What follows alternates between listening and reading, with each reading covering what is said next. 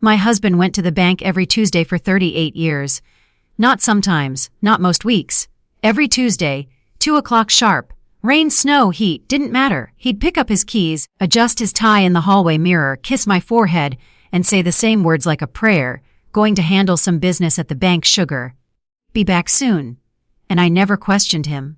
Why would I? Thaddeus Vance was a civil engineer, methodical, structured, dependable. The kind of man who planned vacations 6 months early and organized receipts in labeled folders. Bills were never late. Credit was spotless, no collection calls, no surprises. He always told me, relax, Eulalia. You handle the house and the boys. I'll handle the boring money stuff. And I believed him. It felt like marriage, a division of labor, a quiet partnership, trust earned over decades. 38 years of Tuesdays. Until the final Tuesday. Before we continue, make sure you're subscribed. And tell me in the comments where you're watching from. I love knowing how far these stories reach. Now listen. That last Tuesday was warm and heavy, the kind of March day Philadelphia gives you before a storm. Thaddeus left at 2 like always. I kissed him at the door. Straightened his collar. Smoothed his tie. Drive safe, I told him. He smiled, his familiar steady smile. I always do, my love. And then he walked out. That was the last time I saw my husband alive. Later I went to Reading Terminal Market. I was standing in the produce aisle choosing oranges when my phone rang. Langston, our oldest son. The moment I heard his voice, my stomach dropped. Mama, he said, too controlled, too quiet. You need to come to the hospital. Right now. My hands turned cold. What happened? I blurted. Is Zadie okay? The baby's no, he whispered. It's Pop.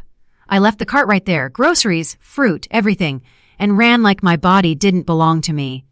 I drove to the hospital in a blur, red lights, yellow lights, prayers I hadn't said in years.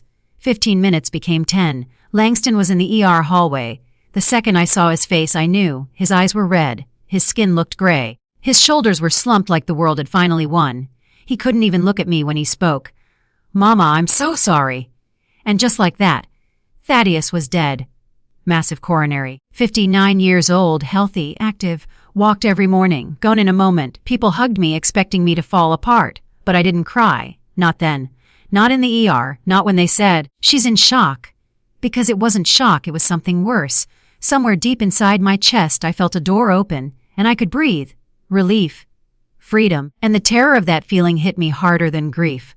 Because what kind of wife feels free when her husband dies? The funeral was rainy Saturday. Mother Bethlehem Church was packed. Co-workers, fraternity brothers, neighbors, people I'd never met. They kept calling him honest, upright, a man of integrity. I stood there in black, accepting condolences, and felt like they were describing a stranger. Zadie cried through the entire service. She was always Daddy's girl. Langston held it together until they closed the casket. That's when he broke, and still I didn't cry. Because even then, something in me kept whispering, maybe you never truly knew who you married. 2 days after the burial, Monday morning, a white envelope arrived. No return address. My name typed neatly in black letters. I opened it at the kitchen counter without thinking much. Union Trust Bank letterhead. The moment I saw it, my throat tightened. It read, Dear Mrs. Eulalia Vance, you are listed as a co-holder of Safety Deposit Box N1847. Please contact us to schedule access. I read it once. Then again, Safety Deposit Box.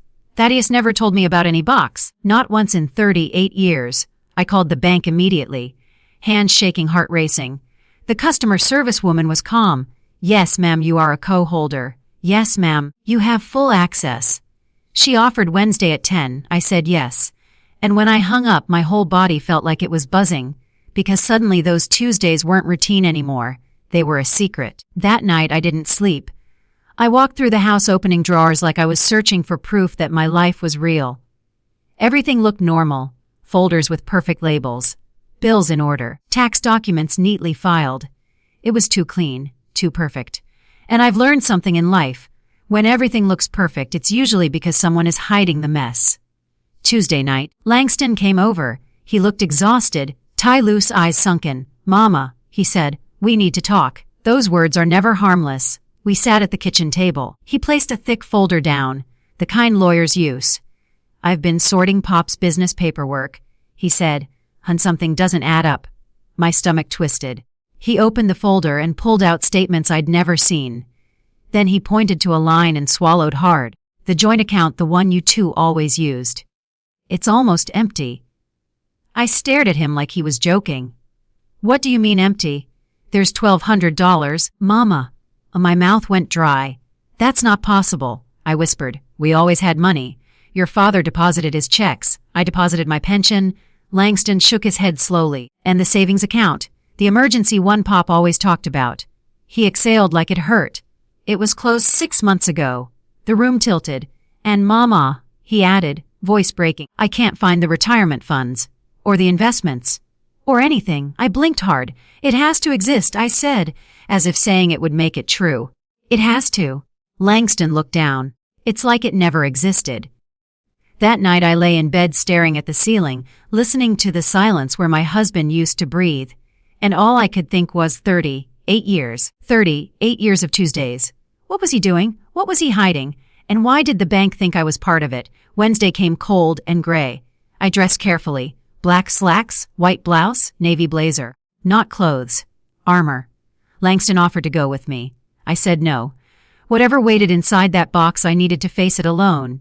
Because some secrets aren't meant to be shared in the moment you find them. They're meant to be survived first. Union Trust Bank was glass and steel. Cold lights, cold floors. The manager met me and offered condolences like a script. Then she led me down into the vault. A wall of small metal doors, hundreds of them, each one holding someone's hidden truth. She stopped at box M1847, used her key, handed me mine. The box slid out, heavy in her hands. I'll leave you to examine the contents in private, she said. And then she walked away, leaving me alone with 38 years of Tuesdays. Inside the private room was a white table, 2 chairs, and a buzzing fluorescent light. I placed the box down and stared at it for a long moment. My heart was pounding so hard I could hear it. Then I opened it. Folders. Neatly labeled in Thaddeus's handwriting. The first one, Real Investments, Duo Topon. I opened it, and my breath disappeared. Pages and pages of losses, secret brokerage accounts. Companies that collapsed, hundreds of thousands, gone. Then I opened the next folder. Loans, URGMT. My hands started shaking. 3 loans, all using our house as collateral. Our home in Mount Airy, the house where I raised my babies, where I planted roses. Loan 1 on 110,000, loan 2 120,000, loan 3 to 90,000, total on 320,000. I pressed my palm to the table to keep myself upright.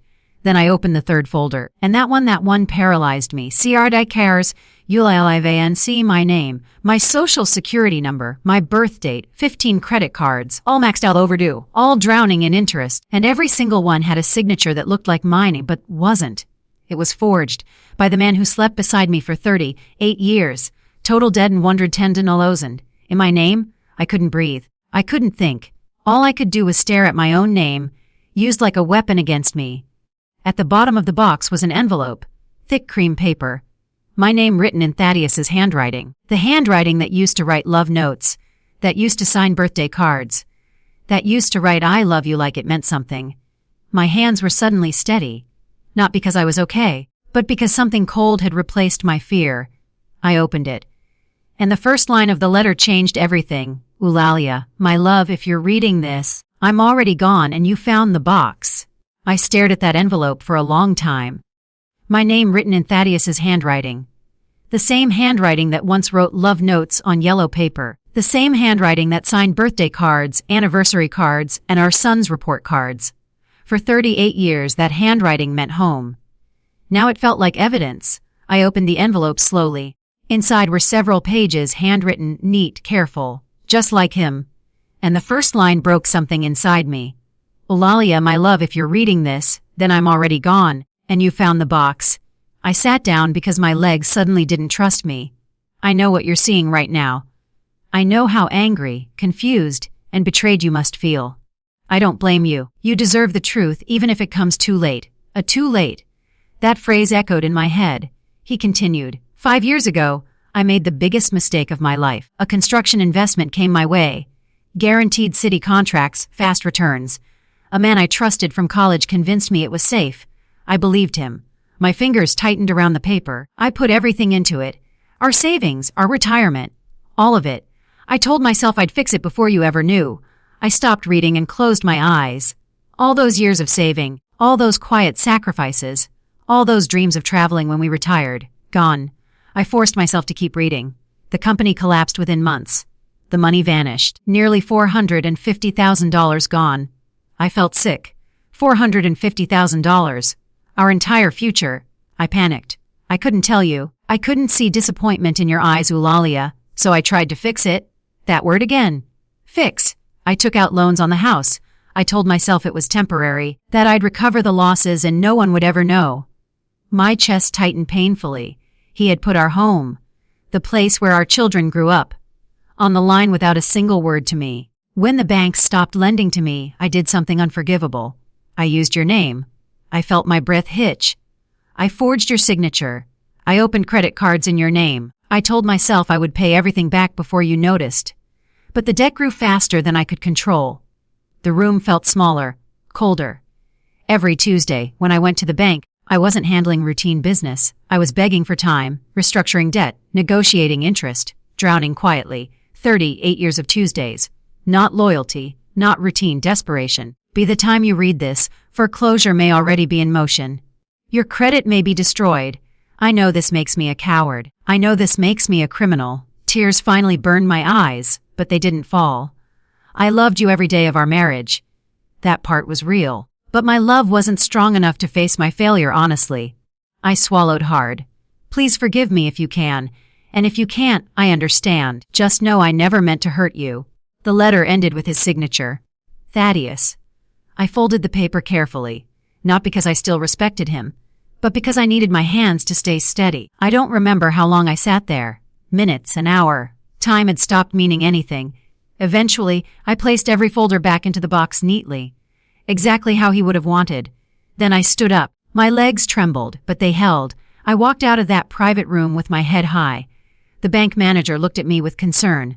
Mrs. Vance, are you all right? I met her eyes. No, I said calmly. But I will be. I took a breath. I need copies of everything in that box. Every document. And I need the name of the best lawyer you know. Her expression changed. Not pity. Understanding. When I got home, Langston's car was already in the driveway. He'd been waiting. The moment he saw my face, he knew. Mama, what did you find? I set the thick folder of copies on the table. Sit down, I said quietly. And call your sister. Azadi arrived 30 minutes later. Her eyes were still swollen from crying. We sat at the kitchen table, the same table where we'd celebrated birthdays, graduations, and holidays. Now it felt like a courtroom. I laid the documents out one by one. The lost investments, the loans, the credit cards. Langston went pale as he read. Zadie shook her head violently. No, Daddy wouldn't do this. There has to be a mistake. I slid the letter toward them. Hay explained it himself. Langston read it out loud. Every word felt like a knife. When he finished, the room fell silent. This is a crime, Langston whispered. Mama, this is identity theft. I know, I said. Zadie stood up abruptly. You're destroying his memory, she cried. Why would you do this? I looked at my daughter, my baby, and my heart broke in a new way. I'm not destroying anything, I said softly. I'm telling the truth. She stormed out. The door slammed. Langston stayed. He reached for my hand. We'll fix this, he said. I promise. And for the first time since Thaddeus died, I finally cried. Not for the man I lost, but for the life I thought I had. The lawyer's office smelled like lemon polish and old paper. Everything was neat, controlled, which felt ironic, because my life was none of those things anymore. Attorney Althea Dubois listened without interrupting. I told her everything, the Tuesdays, the safety deposit box, the forged signatures, the loans, the letter. She didn't gasp. She didn't shake her head. She simply tapped her pen once and said quietly, Mrs. Vance, this is financial abuse. Severe financial abuse. The words landed heavier than any insult ever could. Abuse. Not bad luck. Not a misunderstanding. Not a marriage problem. A crime. Your husband committed identity theft, she continued. Multiple counts. He falsified documents, forged signatures, concealed debt, and exposed you to foreclosure without consent. But he's dead, I said. What can be done? She met my eyes. We protect you. The fight began immediately. Letters went out to every bank, every credit card company, every bureau. Disputes, affidavits, forensic handwriting analysis. Langston became my anchor. He organized documents late into the night. Color-coded files built timelines. One night, surrounded by stacks of paper, he looked up at me and said, Mama, Pop asked me for money once. My heart stopped. When? 3 years ago, he wanted me to invest $50,000 in a construction firm. Said it was guaranteed. I closed my eyes. And you. I almost did, he whispered. Karen stopped me. He swallowed hard. If she hadn't, we'd be ruined too. That's when I understood something terrifying. Thaddeus wasn't just hiding. He was drowning and grabbing anyone close enough to pull down with him. Zadie still wouldn't speak to me. She sent one message: I can't watch you destroy Daddy's name. I stared at the screen and whispered, I didn't destroy anything, I uncovered it. The court date arrived 6 months later. Cold morning. Gray sky. The courtroom was smaller than I expected. No drama, no music, just truth under fluorescent lights. The bank's lawyer argued confidently, you lived in the house, you benefited from the marriage. Therefore, you share responsibility. Attorney Dubois stood. Your Honor, benefiting from marriage does not equal consenting to fraud.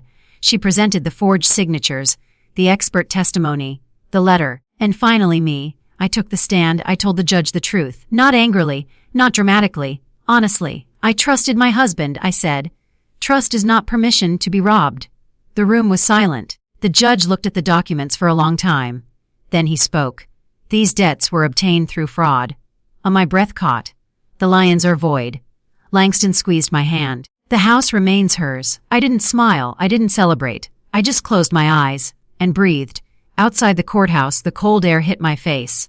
I had won my house, my name, my future, but I had lost a marriage I never truly had. That night, my phone rang. Unknown number. Mama? Zadie, her voice was broken. I went to the bank today, she said softly. I wanted to prove you wrong. Silence. He used my name too. 5 credit cards. Forged signatures. Destroyed credit. She was crying when she arrived at my house. I held her like I did when she was 5. And this time she believed me. That was the moment I realized something powerful. Truth doesn't destroy families. Secrets do. Truth just exposes the wreckage and gives you a chance to rebuild. I was 60 years old when I realized I had to start over. Not emotionally, not spiritually. Financially, that realization hits differently. It doesn't come with drama or tears. It comes quietly, when you open a drawer and realize there is nothing left to pull from. No savings, no safety net, no husband to lean on. Just you, and time that doesn't wait. The morning after the court ruling, I sat alone at my kitchen table. The house was safe. The debt was lifted, but safety doesn't pay electric bills. I looked at my bank app. 1-842-11-7, that was all I had in the world. I whispered to myself, okay, Aaliyah, what now? And the answer came faster than I expected: work. I hadn't worked full-time in years. I had taught English at community language schools before retiring. I loved it, helping people find words in a new country.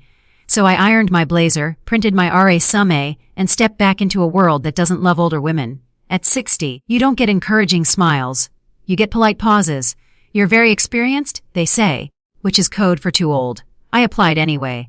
Retail stores, libraries, community centers, language schools. Most never called back. One did, the Wheatley Language Institute. The director was a woman in her 70s, white hair, red glasses, sharp eyes that missed nothing. She scanned my resume and asked, "Why do you want to work again?" I didn't lie. My husband died, I said calmly. And when he did, I discovered he destroyed our finances in secret. She didn't flinch. I need income, I continued. But more than that, I need purpose. She smiled. When can you start? 3 days a week, afternoons. The pay wasn't impressive, but it was mine, earned, clean, honest. For the first time in months, I slept without my chest tightening. Zadie slowly came back into my life, not all at once. First texts, then phone calls, then coffee. She was grieving 2 things at once: her father and the man she thought he was. One evening she said quietly, "I don't know how to love him anymore." I answered honestly, "You don't have to hate him, but you don't have to protect his lies either." That's when she cried, and that's when healing began. At the language school, something unexpected happened. Women started staying after class, lingering, asking questions that had nothing to do with grammar. One whispered, "My husband controls all our money." Another said, "I'm scared to ask questions." Another asked, "How did you survive?" So I told them, the Tuesdays, the box, the debt, the court. I didn't soften it, and they didn't look away. One night, Miss Ida May pulled me aside. "You know what's happening, right?" she said. I shook my head. "You're becoming a lighthouse." We started a small support circle, just once a month, no therapists, no judgment. Truth, coffee. 12 came the first time, 20 the second. By the fourth meeting, we had to move rooms. Stories poured out. Hidden debts, controlled accounts, forged signatures. Different husbands, same pattern. Control disguised as care. I realized something important. What happened to me wasn't rare. It was just rarely spoken about. 1 year after Thaddeus died, I went to a new bank, not Union Trust. Somewhere clean, anonymous. The teller asked, "What name would you like on the account?" I paused. Then I said, "Aaliyah Chestnut." My maiden name. My original name. She typed it in and smiled. "All set, Miss Chestnut." I walked out of that bank lighter than I had in decades. I didn't get my old life back, but I got something better. Agency truth. A future built with open eyes. And that's the lesson I leave you with. Love is not secrecy. Trust is not blindness. And silence is not peace.